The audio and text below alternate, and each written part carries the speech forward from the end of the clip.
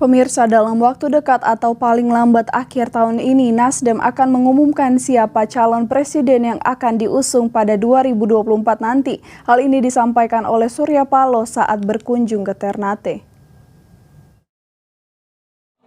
Nasdem dalam waktu dekat akan mengumumkan siapa calon presiden yang akan diusung pada pemilu 2024 mendatang.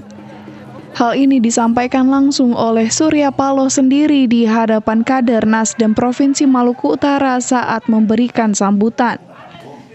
Dalam sambutannya, Ketua Umum Partai Nasdem menyinggung soal pemilihan calon presiden pada 2024 nanti.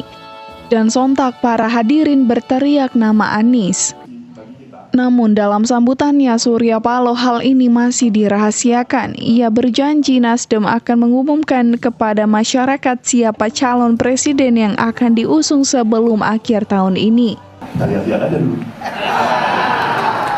Nah, yang bertanya, siapa nih presiden? Anies.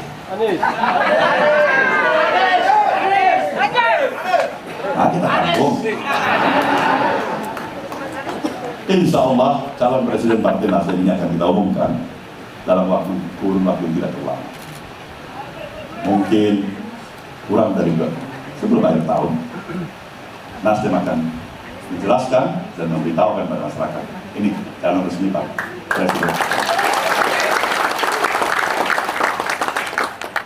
Kita ingin mengisi ruang interaksi sosial di tengah-tengah demokrasi yang kita miliki, dalam semangat tetap menjaga keutuhan persatuan bangsa.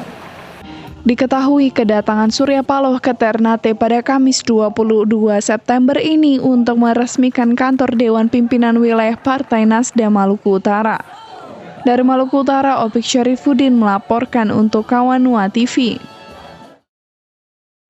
Berbagai informasi akan kami hadirkan usai jeda, tetaplah bersama kami.